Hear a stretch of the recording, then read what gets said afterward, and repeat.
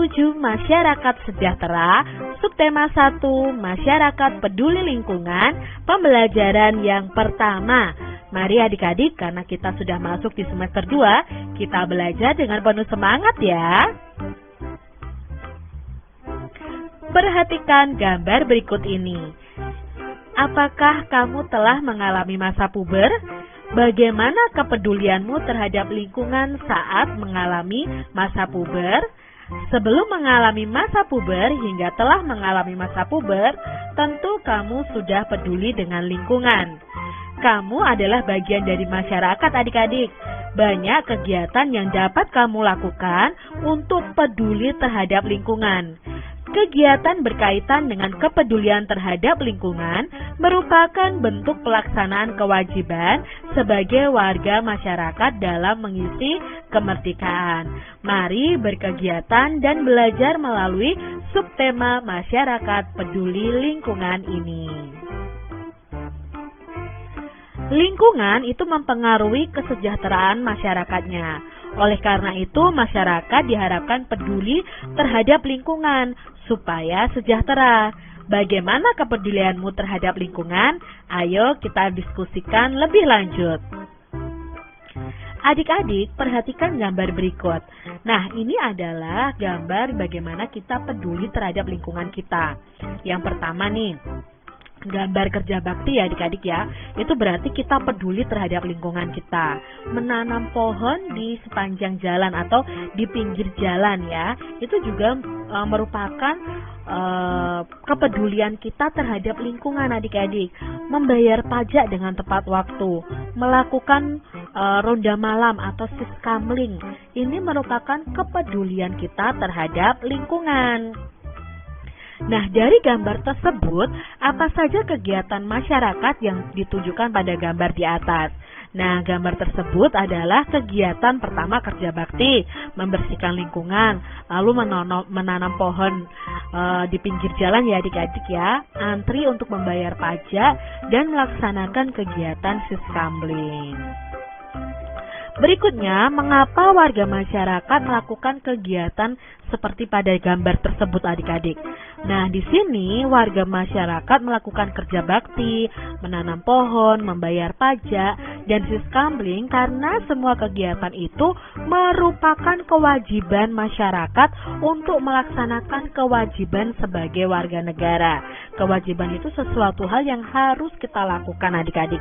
Nah, sebagai warga negara ya kita wajib kerja bakti, wajib menanam pohon, membayar pajak, dan mengikuti siskamling. Apa saja kewajibanmu sebagai warga negara dalam kehidupan sehari-hari? Nah, kewajiban kalian ya adik-adik sebagai warga negara dalam kehidupan sehari-hari itu contohnya adalah menaati peraturan, menghargai orang lain, dan mewujudkan memelihara ketertiban ya, keamanan, keindahan, dan kebersihan di lingkungan kalian.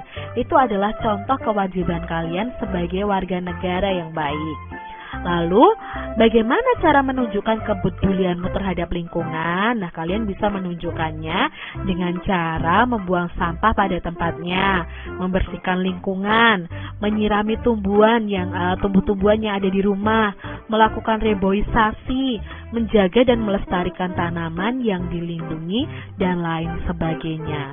Itu bisa kalian tunjukkan loh kepedulian kalian terhadap lingkungan. Nah, sebagai warga negara Indonesia yang baik, kita harus peduli terhadap lingkungan. Misalnya, ikut membantu membersihkan lingkungan, menjaga keamanan lingkungan, dan mematuhi peraturan yang ada di lingkungan. Lalu, apakah kamu sudah mematuhi peraturan yang ada di lingkungan sekolahmu, adik-adik? Nah, kamu hendaknya selalu mematuhi peraturan yang ada di lingkungan sekolah, seperti memakai seragam sekolah sesuai ketentuan, tiba di sekolah sebelum bel tanda masuk berbunyi, menjaga ketenangan dan ketertiban di lingkungan sekolah, serta membuang sampah di tempat sampah. Kalau kalian saat ini belum bisa bersekolah ya adik-adik ya, dengan situasi yang ada, kalian juga bisa loh mematuhi peraturan yang ada di lingkungan sekolah dengan cara mengerjakan tugas-tugas yang ada. Seperti itu. Nah, kegiatan tersebut merupakan bentuk pelaksanaan kewajiban siswa sebagai warga masyarakat dalam mengisi kemerdekaan dengan kegiatan-kegiatan yang positif. Bangsa Indonesia telah merdeka sejak tahun 1945. Nah, kemerdekaan bangsa Indonesia ini diperoleh dengan perjuangan penuh pengorbanan loh adik-adik. Oleh karena itu, kemerdekaan bagi bangsa Indonesia merupakan sesuatu yang tidak ternilai harganya. Sehingga untuk meraihnya, bangsa Indonesia harus berjuang dengan penuh pengorbanan. Nah, bagaimana kamu memaknai kemerdekaan bangsa ini? Tentunya dengan cara melakukan kegiatan-kegiatan yang positif yang membanggakan bagi bangsa Indonesia. Nah, adik-adik, makna proklamasi bagi bangsa Indonesia. Kita akan kilas balik nih adik-adik tentang proklamasi yang terjadi di bangsa kita. Nah, proklamasi itu berasal dari kata proclamation, itu dari bahasa Yunani yang memiliki arti pengumuman resmi kepada seluruh rakyat. Nah, pengumuman yang dimaksud adalah pengumuman yang berhubungan dengan ketatanegaraan. Setiap bangsa pasti itu menginginkan kemerdekaan karena kemerdekaan itu merupakan cita-cita dan tujuan yang ingin dicapai. Begitu juga dengan bangsa Indonesia. Nah, bangsa Indonesia ini mengalami masa penjajahan yang cukup lama dan membuat rakyatnya menderita adik-adik. Bayangkan saja ya, 350 tahun dijajah oleh Belanda, lalu ditambah lagi 3,5 tahun dijajah oleh Jepang. Itu sangat lama adik-adik. Karena alasan itulah bangsa Indonesia bekerja sama bahu-membahu dengan sekuat tenaga berjuang untuk memperoleh kemerdekaannya. Nah, perjuangan bangsa Indonesia itu terwujud secara resmi setelah Bapak Insinyur Soekarno dan Muhammad Hatta atas nama bangsa Indonesia memproklamasikan kemerdekaan Republik Indonesia pada tanggal 17 Agustus 1945. Nah, ini gambar tentang peristiwa proklamasi ya adik-adik ya, di mana Bapak proklamator kita yaitu Soekarno itu membacakan tentang teks proklamasinya. Nah, proklamasi kemerdekaan yang dikumandangkan oleh Soekarno-Hatta ini memiliki makna bahwa bangsa Indonesia itu telah merdeka dan berdaulat, sehingga wajib dihormati oleh negara-negara lain. Indonesia menjadi bangsa dan negara yang memiliki kedudukan yang sama dan sederajat, serta memiliki hak dan kewajiban yang sama dengan negara lain yang sudah merdeka dalam hubungan internasional. Nah, ini makna dari proklamasi kemerdekaan Indonesia. Proklamasi kemerdekaan juga memiliki makna yang lain, diantaranya sebagai berikut. Yang pertama, proklamasi ini sebagai puncak perjuangan bangsa Indonesia. Ya, sudah berjuang, banyak pahlawan yang gugur. Lalu yang kedua, proklamasi ini sebagai awal terbentuknya Negara Kesatuan Republik Indonesia. Nah, pada zaman penjajahan ya adik-adik, bangsa Indonesia itu belum terbentuk, masih berupa pulau-pulau yang masih berperang sendiri-sendiri. Nah, dengan proklamasi ini terbentuklah Negara Kesatuan Republik Indonesia. Nah, proklamasi kemerdekaan ini sebagai titik tolak perubahan hukum kolonial menjadi hukum nasional, dan proklamasi ini menjadi pintu gerbang menuju masyarakat yang adil dan makmur. Nah, ini makna lain dari proklamasi kemerdekaan. Kemerdekaan itu merupakan cita-cita dan tujuan yang ingin dicapai oleh setiap bangsa di dunia. Begitu juga dengan bangsa Indonesia. Bangsa Indonesia telah mengambil sikap untuk menentukan nasib sendiri dalam segala aspek kehidupan.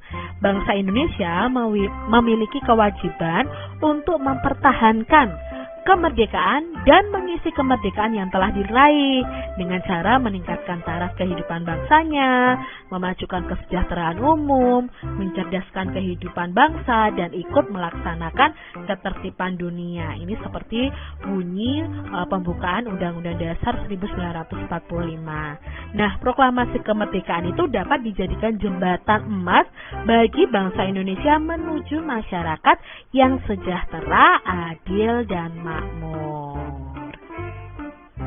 Adik-adik, apa sih judul teks pada bacaan di atas? Ya, judulnya adalah Makna Proklamasi bagi Bangsa Indonesia. Lalu, apa kata kunci pada judul bacaan di atas? Nah, pada judul bacaannya, kata kuncinya adalah makna proklamasi. Lalu, informasi apa yang diperoleh dari bacaan berdasarkan kata kunci? Nah, kata kuncinya tadi makna proklamasi. Berarti informasi yang kita peroleh adalah proklamasi kemerdekaan dapat dijadikan sarana untuk menuju masyarakat yang sejahtera, adil, dan makmur. Lalu apa yang dapat kamu lakukan sebagai warga masyarakat dalam memaknai kemerdekaan? Nah, yang bisa kalian lakukan yaitu dengan belajar ya, mengikuti berbagai perlombaan, menjaga persatuan dan kesatuan dengan tidak melakukan perbuatan yang merugikan masyarakat. Belajar lebih tekun untuk memajukan bangsa, peduli terhadap lingkungan, dan menjaga kerukunan agar keutuhan NKRI tetap terjaga. Nah, adik-adik, setiap judul teks itu memiliki kata-kata penting yang mencerminkan informasi dalam teks. Tadi bacaannya berjudul ada kata makna proklamasi. Isinya pasti tentang makna-makna proklamasi. Kata-kata penting pada judul dapat menjadi pemandu bagi pembaca untuk menebak isi pokok atau informasi yang ada di dalam teks. Dengan demikian, sebelum membaca teks secara keseluruhan, kita itu bisa menebak kira-kira apa sih isi teks dengan cara menemukan kata penting pada judul teksnya. Jadi kalau kita membaca judulnya saja, kita sudah tahu, oh di dalamnya menceritakan tentang apa. Nah, seperti itu. Nah, kata-kata penting itu dapat disebut dengan kata kunci. Nah, adik-adik, kalian harus belajar terus membaca. Kalian baca judulnya. Nah, judulnya itu kalian ambil kata kuncinya. Nah, kalau kata kuncinya itu menjadi pokok pemikiran dari bacaan yang akan kalian baca. Jadi sebelum kalian membaca secara keseluruhan, pahami dulu kata kunci yang ada pada judul bacaan tersebut. Demikian tadi adik-adik pembahasan kita di tema 6, subtema 1 pembelajaran yang pertama. Semoga video pembelajaran ini bermanfaat untuk adik-adik semua. Masih belajar di tema 6, menuju masyarakat sejahtera, subtema 1, masyarakat peduli lingkungan, pembelajaran yang kedua. Mari adik-adik kita belajar dengan penuh semangat ya. Siti dan keluarga sebagai warga masyarakat yang baik selalu membuang sampah pada tempatnya. Siti dan keluarga sangat peduli dengan lingkungan rumahnya. Di depan rumah Siti dipasang tempat sampah untuk sampah basah maupun sampah kering. Orang yang lewat di depan rumah Siti pun boleh membuang sampah di tempat sampah itu. Banyak perilaku yang dapat kita perbuat untuk peduli terhadap lingkungan. Lingkungan yang bersih, asri, dan sehat merupakan jembatan bagi masyarakatnya untuk menuju hidup sejahtera. Nah adik-adik, apakah di rumah kalian ada tempat sampah? Apakah kalian selalu membuang sampah di tempat sampah? Dengan seperti itu, berarti kita sudah menjaga lingkungan kita dan kita sudah peduli terhadap lingkungan kita. Mari kita baca bacaan berikut ini. Kampung Rawajati. Di Kampung Hijau Rawajati, selain peduli untuk membuat lingkungan hijau oleh tanaman, terlihat juga kesadaran warga yang cukup tinggi untuk andil terhadap pengolahan sampah dengan bijak.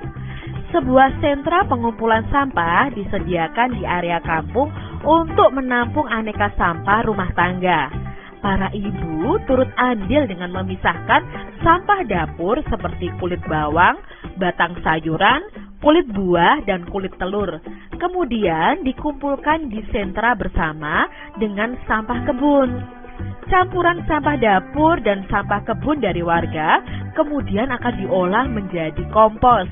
Setiap warga diperbolehkan mengambil kompos untuk penyubur tanaman. Jadi di Kampung Rawajati ini masyarakatnya sudah bisa membedakan mana sampah yang basah, mana sampah yang kering. Nah, sampah yang basah atau sampah organik yang mudah membusuk, mereka kumpulkan untuk mereka olah menjadi pupuk kompos adik-adik. Nah, pupuk kompos ini pupuk alami, pupuk alam yang sangat bagus untuk tumbuhan karena tidak mengandung pestisida atau bahan kimia lainnya.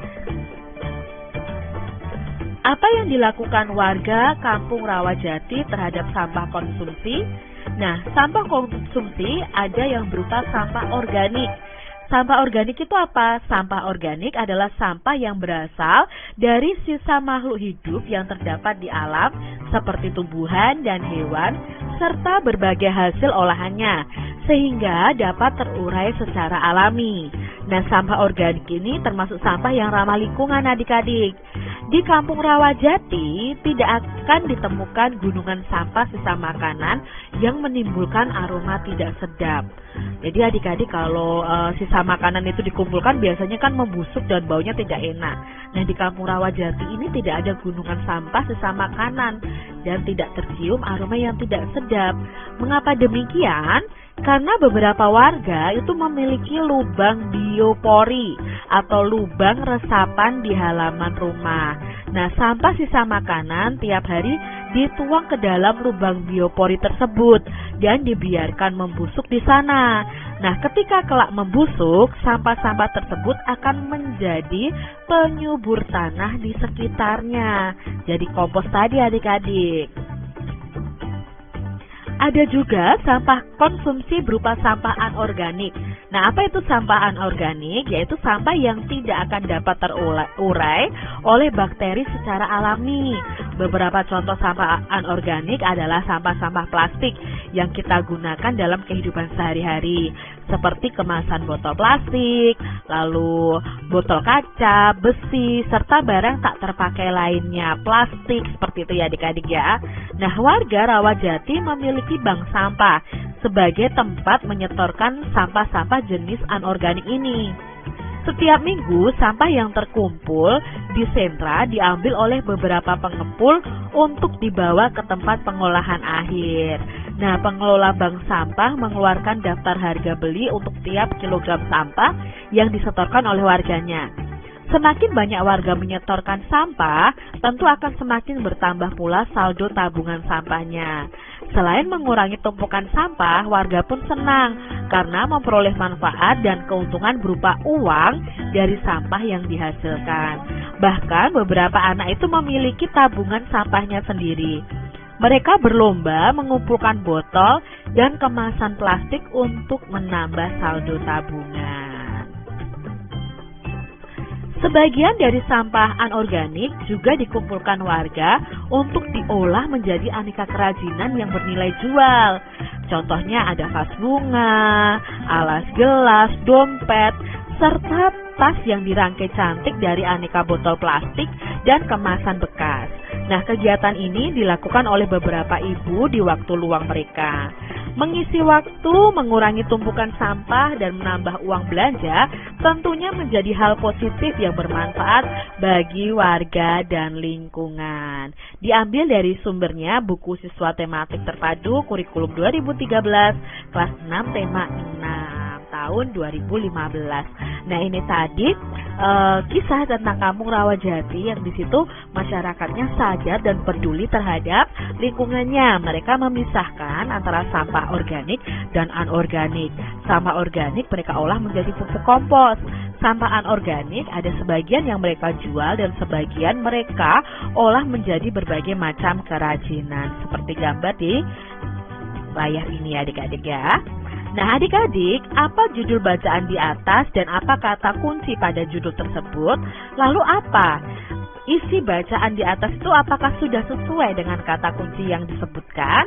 Nah, judulnya adalah Kampung Rawajati. Kata kuncinya ya Kampung Rawajati. Isi bacaannya itu sesuai dengan kata kuncinya karena menceritakan kondisi lingkungan di Kampung Rawajati. Bagaimana dengan pengolahan sampah di sekitar adik-adik semua? Apa yang dapat kamu lakukan terhadap sampah di rumahmu? Coba kalian bisa tuliskan di buku tulis kalian masing-masing. Kalau pengolahan sampah di sekitar Kak Citra itu sudah sangat baik. Sampah organik bisa diolah menjadi pupuk dan sampah anorganik menjadi benda kerajinan. Misalnya tas dari bahan bekas atau dari deterjen ya. Deterjen itu tempatnya atau plastiknya itu dibuat tas, dibuat sendal dan lain sebagainya. Bagaimana nih pengolahan sampah di tempat kalian? Nah, adik-adik, ada satu lagu yang berjudul Aku Cinta Lingkungan.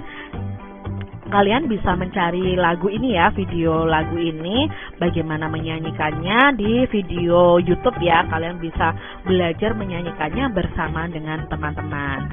Nah, lagu Aku Cinta Lingkungan ini isinya apa sih? Nah, isi lagu Cinta Lingkungan ini adalah mencintai lingkungan dapat dilakukan dengan cara menjaganya dan merawatnya.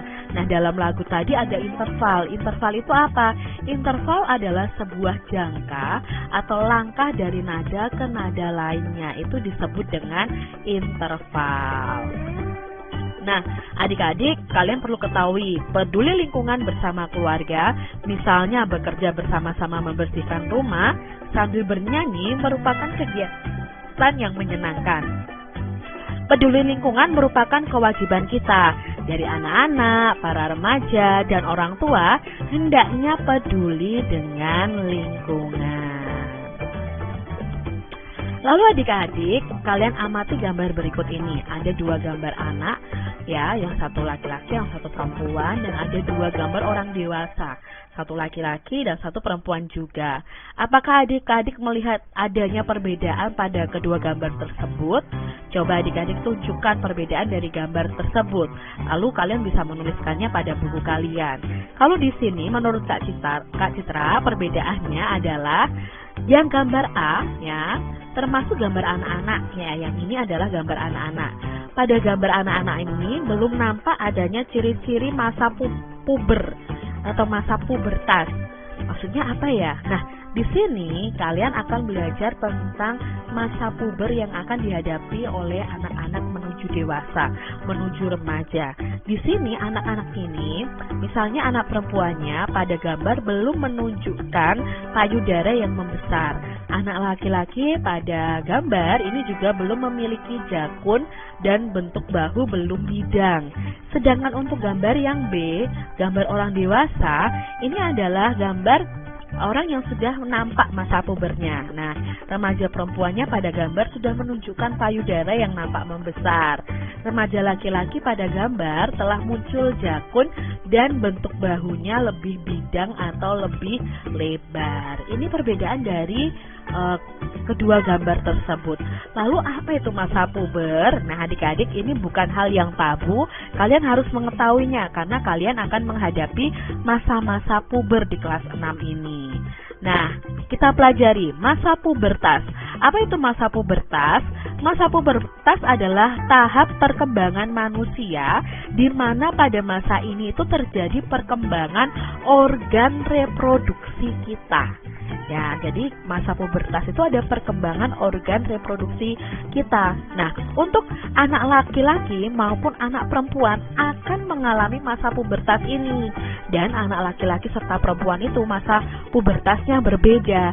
Ciri-ciri pubertasnya pun berbeda. Contohnya di sini, ciri-ciri anak perempuan pada masa puber atau masa pubertas ini. Ciri-cirinya apa? Yang pertama, tumbuhnya rambut halus pada ketiak dan alat kelamin. Nah, itu adalah ciri-ciri kalian sudah masuk masa puber adik-adik. Kalau tumbuh rambut halus pada ketiak dan alat kelamin. Yang kedua, cirinya adalah suara jadi melengking ya. Suara kita yang perempuan itu jadi melengking. Lalu payudara mulai membesar adik-adik ya. Ini untuk ciri-ciri anak perempuan. Lalu yang keempat, pinggul mulai membesar. Itu ciri-ciri anak perempuan pada masa puber atau pada masa pubertas. Lalu bagaimana dengan anak laki-laki? Nah, Jadi anak laki-laki yang mengalami masa puber, yang pertama itu sama tumbuhnya rambut halus pada ketiak dan alat kelamin. Lalu suaranya jadi membesar, jadi lebih berat adik-adik. Itu untuk laki-laki. Tumbuh jakun ya di dagunya, itu tumbuh jakun di lehernya itu. Ya, ada yang menonjol, itu berarti ciri anak laki-laki yang sudah mulai masa puber. Tumbuh kumis, jambang, dan janggut, itu juga ciri-ciri anak laki-laki yang mengalami masa puber. Itu tadi perbedaan ciri-ciri anak perempuan dan anak laki-laki pada masa puber. Nah, masa pubertas perlu kita manfaatkan seoptimal mungkin sebagai momen penting yang bisa dijadikan sebagai kesadaran untuk berubah.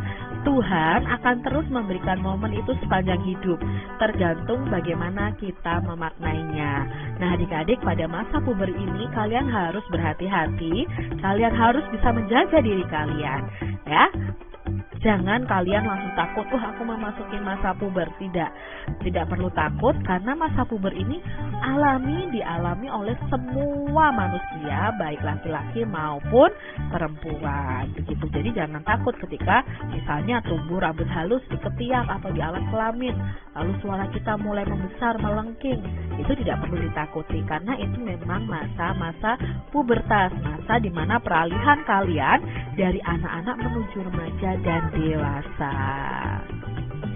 Demikian tadi adik-adik pembahasan kita di tema 6, subtema 1 pembelajaran yang kedua. Semoga video pembelajaran ini bermanfaat untuk adik-adik semuanya.